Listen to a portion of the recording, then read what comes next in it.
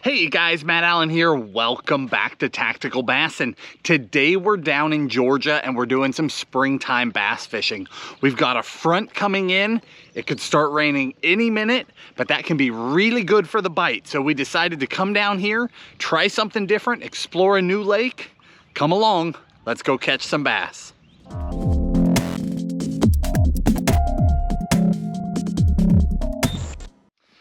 All right, before we could even get the camera set up, it's already starting to drizzle, and I'd imagine it's going to get a whole lot worse.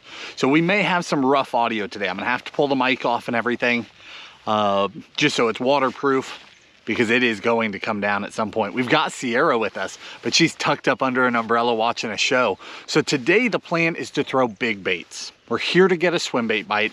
I don't know if that will happen or not, but it's definitely where we're starting. So come along, let's see if we can get them going on the big bait.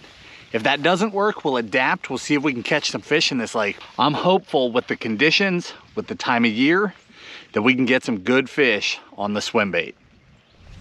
All right, to kick it off, we've got a gantarelle and a sneaky Pete. That's what I've got tied on.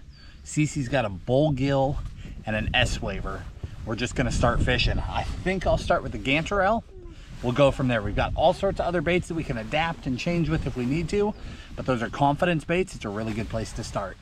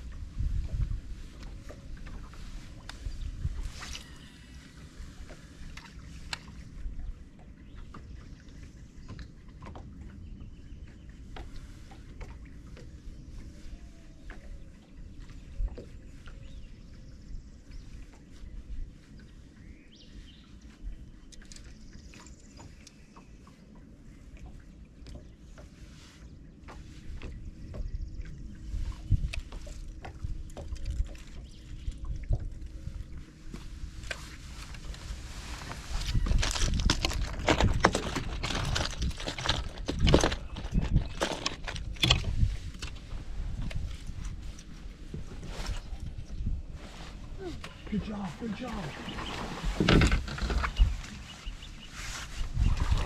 Oh, good one. It is a good one. Take your time, take your time. Okay, lift her up. Yes. Yes, look at that fish. Whew, it's fat. Whoa, that's a big fish. Yes. Awesome.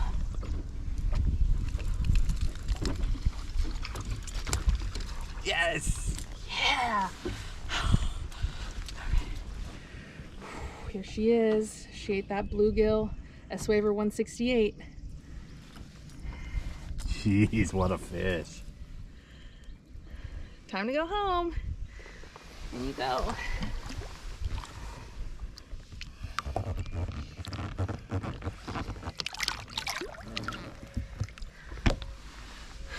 Yes.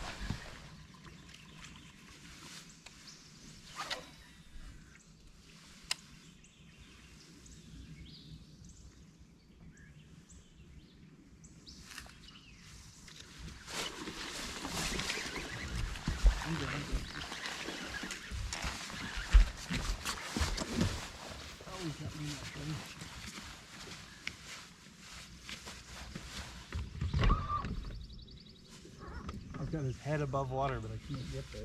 Yeah. Stay there, buddy.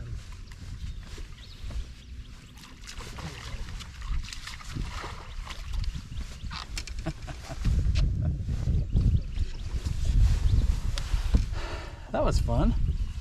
Nice fish. Ate the Senko, and frankly, he ate it as a topwater. The Senko was coming up over a log. He blew up out of the water and got it. Cece was able to stick to the cause, keep throwing that swim bait. I had to switch to the Senko to try and catch up here, but I'll take it. So quick little midday update for you. We're still at 2 fish. Cece got that great big giant. I caught an okay fish. But what we found out, we wanted to throw a swim bait, but when you're traveling, when you're trying new lakes, you don't know what you're up against, right? So here's what we figured out. These fish are on the bank. In theory, that's a good thing, except for all of this. All this flooded stuff. If you look back there and see the big tree line, right? The big live tall trees back there, that's where the shoreline is. It's probably a good 50 yards through the brush to where the fish are in the back of this cove. There's no way we can even get to 90+% of the fish that are in here right now that are active. The ones that are up on the bank are the ones that are willing to bite, and there's just nothing we can do about it. So our swim bait has turned into swim baits, frogs, creature baits, worms, and senkos. We're definitely partway through the day with more questions than answers, more questions than we had when we started. You know, when we kicked it off, let's throw a swim bait and see what happens. Thankfully it worked. So Cece got 2 follows, one of which was huge. I mean, huge. And then the one that she caught, I never had a follow one, nothing. But we'll just keep right on going. It's fun breaking these new places down. You come in with a game plan, but you have to adapt to changing conditions. You can tell when it looks like this that you're probably not going to get them on a glide bait, right? So let's jump back into it. We'll see if we can get some more fish.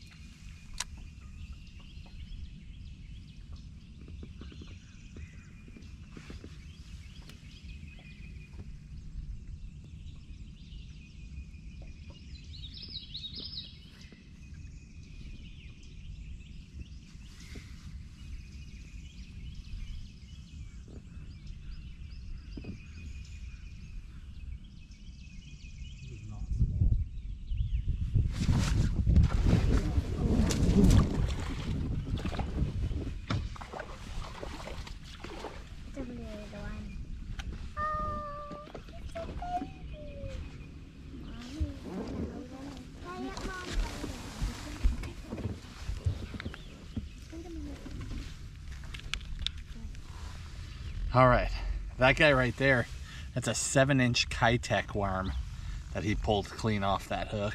So we're cruising along here, and visibility is lower than it was this morning. I've moved to a new section of the lake. I'd say it's 2 feet at most, but it's so shallow up here in all this brush that I actually saw a bass. I was thinking it was probably 5 or 6 pounds. I shot in there and came out with that little guy. So there's definitely a big one still up there. I don't know if that was a situation where it was a spawner or something and I caught the male, but I mean, I can't see enough to tell. Again, more questions than answers at this point.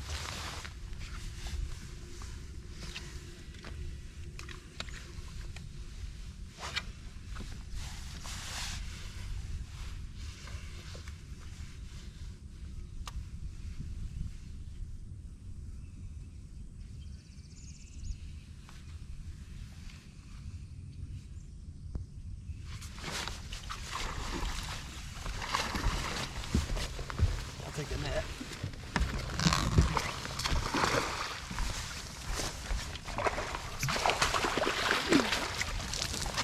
Nice one. Fish. Hey, buddy. Nice. Ate that worm again.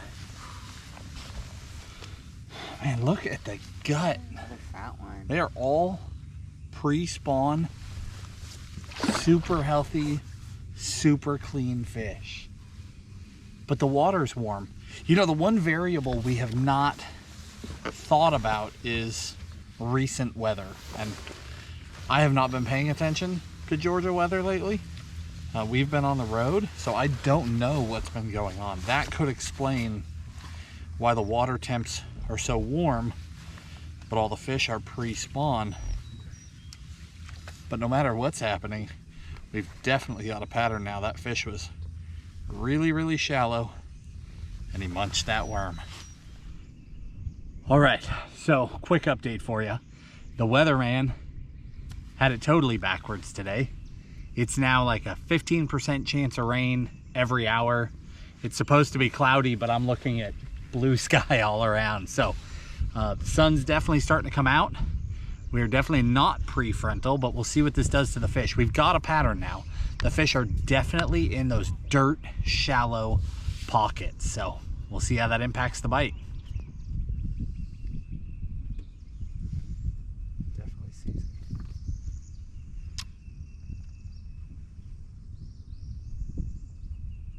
Definitely turning me loose. Oh, she's not. Oh, he came right to you. So I saw one up there. Fired a worm up, started pulling it. I saw the fish turn towards my worm, but I didn't see anything else. And I can't stress this enough. They're not bedfish. It's like they're up getting warm. They're sitting in this much water, which obviously makes them incredibly spooky. But I threw a worm up there. That was probably a 6-pounder. I saw her turn towards my worm, but I didn't see or feel anything else. And then she started to deep water. And I mean, I can visibly see. And I'm like, well, she's not going to eat it. And then my line started to follow. She must have vacuumed it because she did not move to the worm at all. But I totally blew it.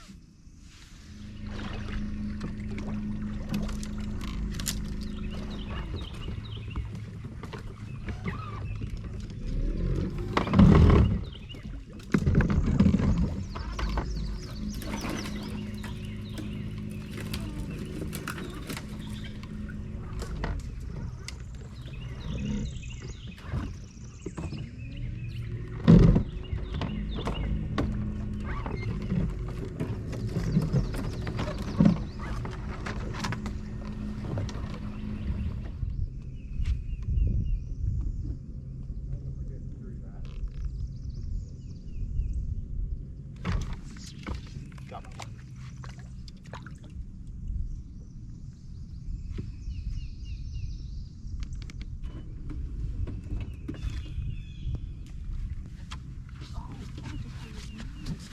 That guy cleaned me off. Just gone. All right, guys, we're gonna wrap it up here. Once that sun popped through, even for an hour or so, game over. We haven't had a bite in probably an hour and a half, 2 hours, so we're calling it. It's time to head for home. We did not get a ton of bites today, but the bites we got were really good quality. I'll recap what we caught them on, but I also want to tell you that I'm really glad you came along for this, because you saw, well, one, you saw us adapt to a fishery. You saw us come in with a plan, throw the big bait. It worked, at least for Cece. Now, I never had a darn thing, but it worked. She got a really big bite. You can do that. I mean, we don't know where we are. We just dropped in on a lake in a new state. I think I've fished Georgia 2 other days in my life. You know, we're new to this part of the country. But you drop in, you do the right things, and you get results. But after that, we had to adapt. We talk a lot in the springtime. By the way, that's that one there. Bluegill is what she caught that on, which is one of my favorite S-Waver colors. Light trout, obviously, is our favorite, but the more I've traveled around the country, that is the other one that is just always on board. It just gets them. It looks a little bit like a bluegill, a little bit like a perch. It looks a little bit like everything. And that's what you want if you're going to carry 1 or 2 colors. But after that, after they stopped chasing, we had to adapt. And we talk a lot in the springtime about power fishing, reaction fishing, drawing a feed response. Well, these fish were not doing it. Those are those other videos where we're like, you know, we love to power fish, but let's talk about a jig. But let's talk about a worm, right? There are days where they just won't do it. Today was that day. They might have been on a reaction bite if we could even get to them. They were so far back in these trees, but by switching to these two, we were able to keep it going and fill out a really nice limit of fish. So 6-inch Senko, green pumpkin, watermelon laminate, a little bit of red flake in there. And that guy, that's that Kitech. I think they call that a wagtail worm or a mad wag, something like that. I will look it up for you. Down in the video description, we'll give you the exact baits, the hook upgrades. Those are not stock hooks. They never are. That exact setup. Obviously, we're trying to get fish out of trees. So I went with a really, really strong hook. That's an Owner Jungle hook, Jungle wide gap.